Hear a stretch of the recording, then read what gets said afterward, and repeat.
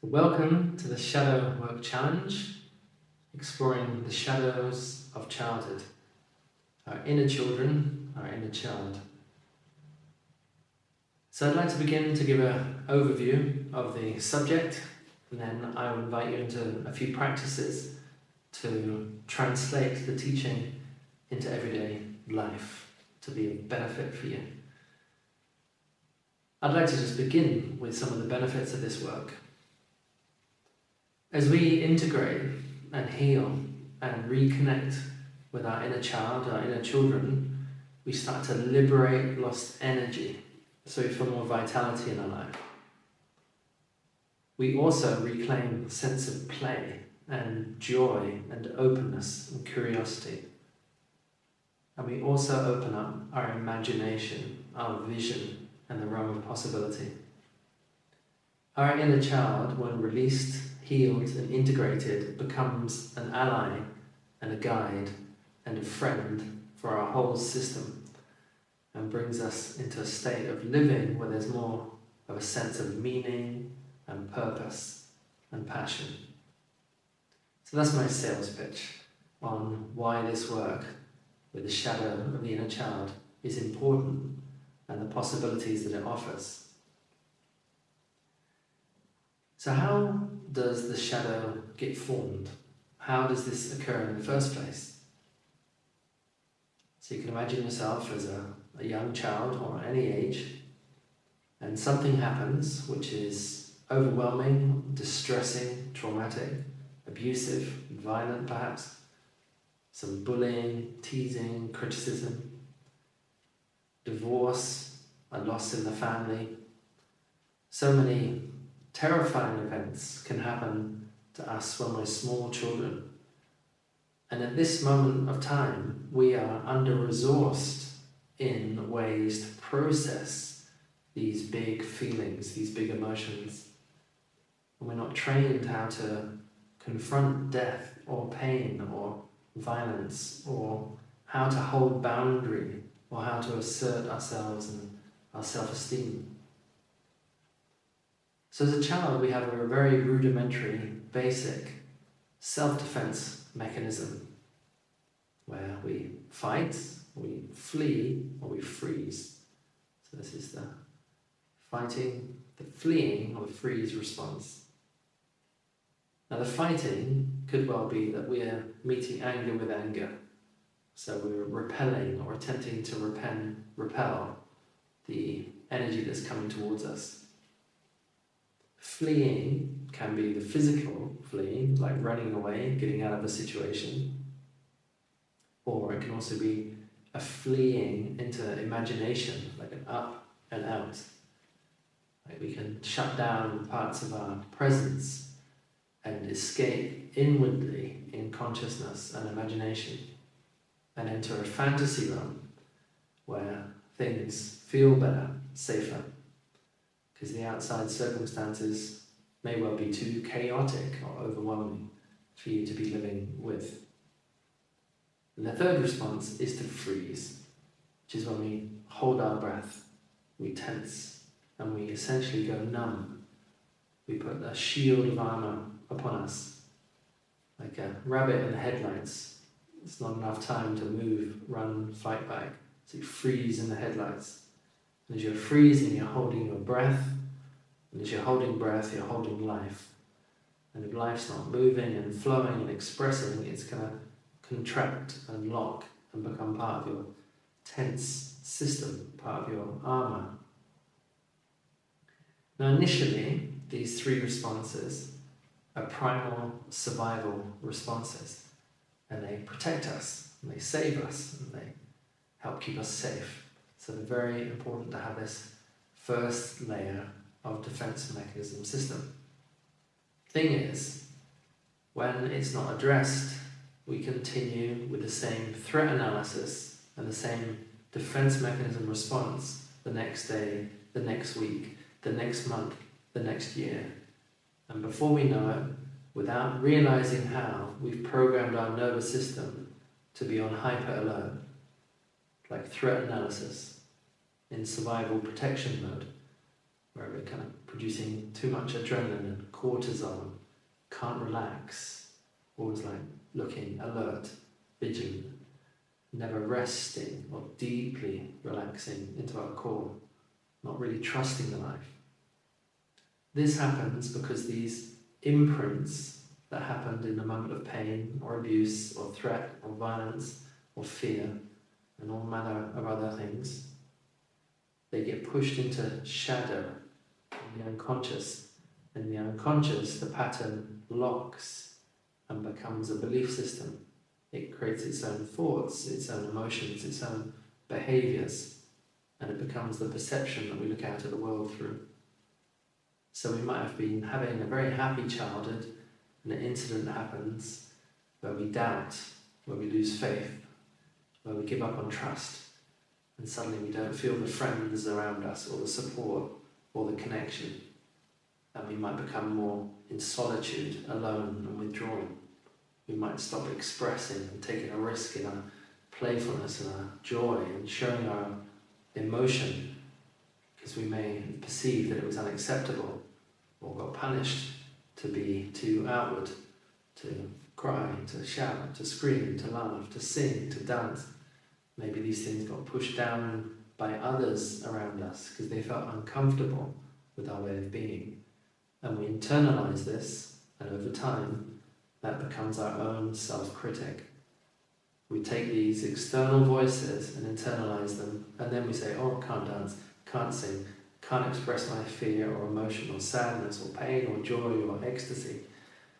So we end up internalizing these voices, these instructions, these expectations, and they become part of our belief, which then becomes our perception, which then influences all of our behavior. So this is something of the mechanism which is running in the background with pretty much all human beings until we start to do the shadow work, which I also call shadow dancing, where we start to move in. Carl Jung talks about turning in. He's the one who invented this term, shadow work, to turn in, to go in and under the surface level of conscious awareness, like behind, into the pattern, into the belief systems, into the stories, which then goes deeper into the body, the sensation, the emotion, the energy. So this is the journey of the work, is to reverse engineer from where we currently are in the present moment, which might be, we might be broke, we might be in very difficult relationships, our health might not be the way we want it to be, we might not be in full expression or openness. There's going to be some consequence and impact in the present moment from these past patterns of limiting belief. If there's criticism in the background, or there's a doubt, or I don't feel good enough, or I feel unworthy, that's going to manifest in our current behaviour, which is going to have a knock-on impact in our relationships, which will affect the circumstances of our life. It's all connected. So if you're new to this work, I call this the inside-out approach. We start from within and then we work outwards. So often it's the outside-in approach where we're doing the finger pointing or the shooting at others. I blame you, it's your fault, it's because of this, because of that. So we give our power to people and to circumstances and to conditions, which essentially makes us helpless, because then we've got to transform everything on the outside before we feel peaceful on the inside. And hopefully you've realised by now you can't control the outside. It's never going to be the way you really want it to be, because everyone's free in their own expression. So what we can do is make a shift on the inside with our attitudes and our beliefs and our behaviour and our expression and our way of being. That is absolutely within our power. And that is the place of power, to begin from within ourselves. So in essence, this is part of the meditation, is to turn in, away from the outside world and the conditions, circumstances, stories and expectations of others, like the pressure being put upon us, and start to close the eyes, come into a state of self-inquiry, and start to explore, who am I really? Underneath the masks, underneath the stories, underneath all these interpretations, who am I really as presence? And how do I want to live into the world? from here. And in this case, what we're focusing on is the wounding that occurred to us in childhood. So one more thing I'd just like to introduce before we get into the practice is these pain points happen on a timeline. So like when I was 3, such and such happened, or even in the womb, something happened, or when I was 5 or 7 and 10. So there's a timeline, and these pain points create like a fracture. So instead of this smooth flow, there's a deviation, a distortion, a glitch happens. And in this distortion, that's where a fragment breaks away from the core sense of self. And that fragment is what we call a sub-personality. So this wound happened, this pain, this bullying, this criticism, fragment. And we kind of shoot off like fireworks in different directions. Now they're still connected to our core sense of self, which is always present. But there's a dimension of us which has moved away from the middle of the river, if you like. From a really powerful flow of your life energy, and it's fragmented off, even though it's not completely fragmented off, but it's moved away enough for us to feel it and to notice it. So imagine you've got one sub-personality here, 3-year-old, 5-year-old, 7-year-old, 10-year-old, 15, 20, 30-year-old, 40-year-old. In fact, we've got hundreds of sub-personalities. These are masks that got created to adapt to the wounding that happened on that timeline. So there's an adaptation. It's a mask, it's a costume, and that costume has behaviours and language and thoughts and emotions. And you may well have noticed that at certain points in your day with certain people, different characters come through. You've got your business self, your playful self, your angry self, your creative self, your loving self, your poetic self. So there's different dimensions of us that happen. And in the shadow realm, we might have the one that is grieving, that is annoyed, that is frustrated, that's angry, or violent, or dangerous, or scared, or afraid. And they show up in trigger moments when we perceive something in the outside world that reminds us or resonates with that originating core pain point. So we see someone walking down the street with a beard and dark eyes, and it reminds us of a man that we were scared of as a child. It's not Jack, his name is Michael, but he looks similar, and the brain associates this appearance, then triggers an emotion from this place. So it can happen at any point. It could be a piece of music, it could be a smell that takes us into a memory. Our brain is incredible in the sense that it takes on and remembers all the subtle details of everything we've ever lived. And it's functioning in the unconscious. And in the conscious awareness, something can trigger that. It's like opens the doorway and it lets that energy out again. You might have found that you're in relationships on repetitive cycles. And this is partly because the inner shadows want to heal themselves, and it's another opportunity to do so.